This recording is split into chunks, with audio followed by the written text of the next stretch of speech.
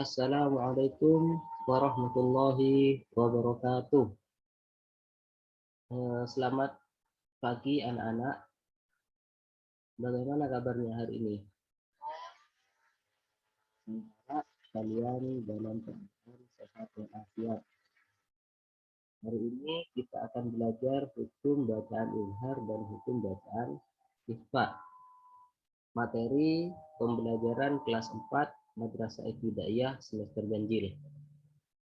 Sebelum kita masuki materi tersebut, alangkah baiknya kita membaca doa dulu agar supaya apa yang kita pelajari hari ini berjalan dengan lancar dan menjadi ilmu yang bermanfaat bagi kita semua. Amin. Berdoa mulai.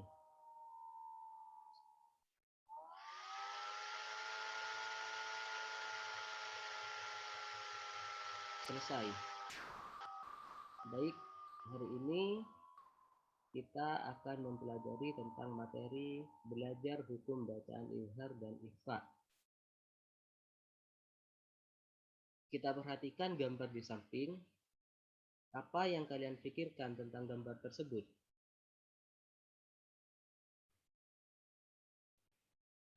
Betul. Gambar tersebut adalah gambar anak yang sedang membaca Al-Quran. Membaca Al-Quran itu harus dengan tajwid. Harus mengetahui tentang tajwid agar apa yang kita baca itu menjadi manfaat bagi kita, mendapatkan pahala. Kalau kita membaca Al-Quran tapi kita tidak mengerti tajwidnya, kita tidak paham tajwidnya, maka kita tidak akan mendapatkan pahala.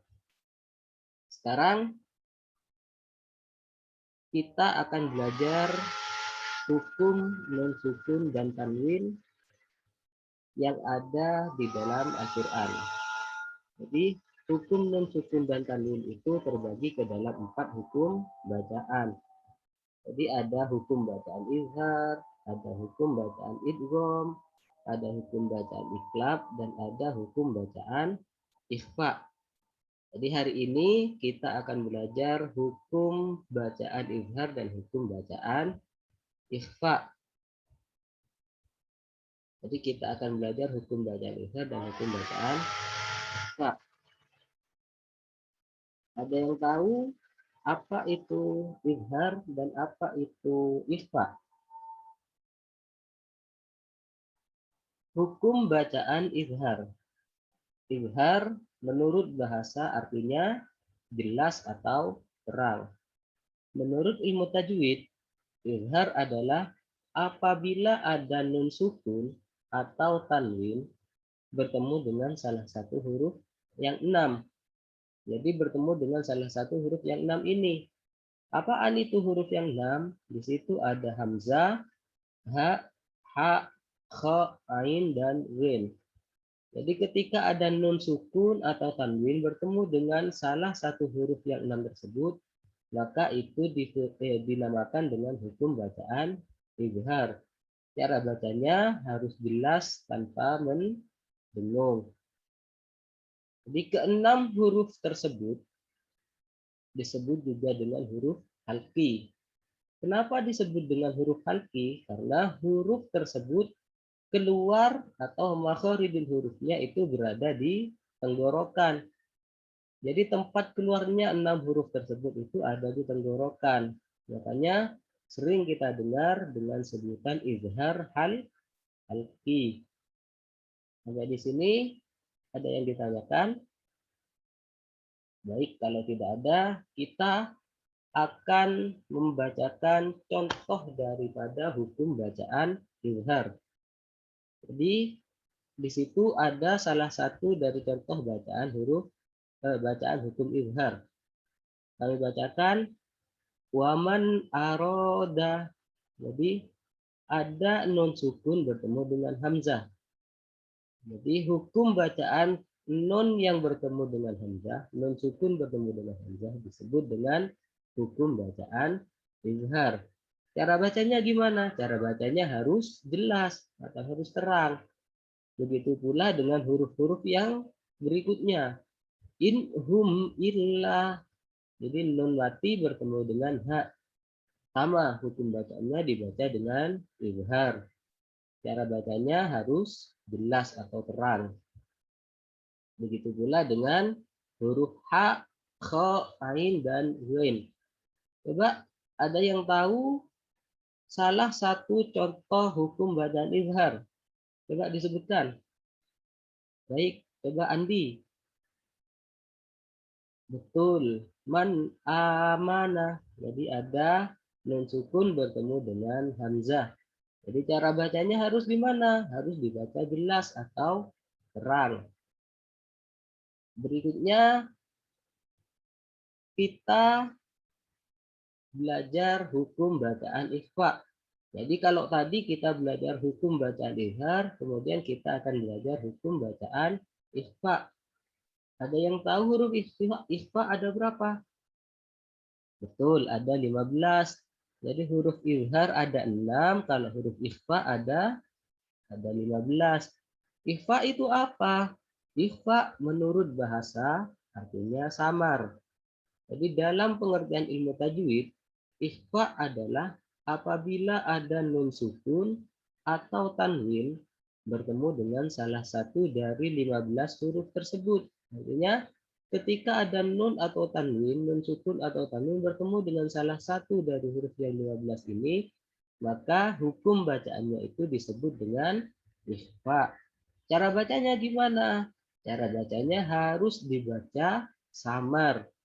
Jadi ada di antara izhar dan idgham. Beda dengan izhar. Kalau tadi izhar cara bacanya harus dibaca jelas. Kalau ikhfa cara bacanya harus samar. Berikut kami bacakan salah satu contoh hukum bacaan ikhfa.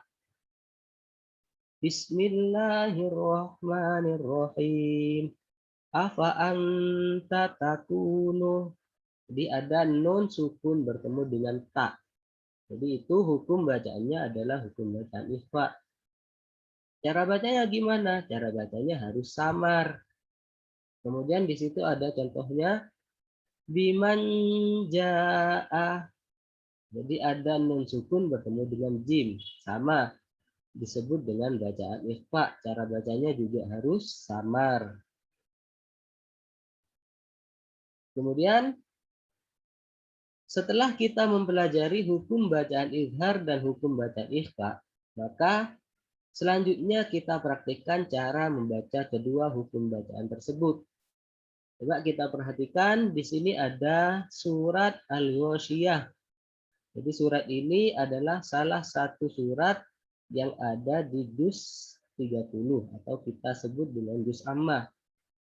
Baik, kami bacakan terlebih dahulu. Bismillahirrahmanirrahim. Hal ataka hadithul ghasyiyah. Wujuhun yawma idzin khashi'ah. Amilatun nasibah. Tasla naran hamiyah. Tusqa min ainin aniyah.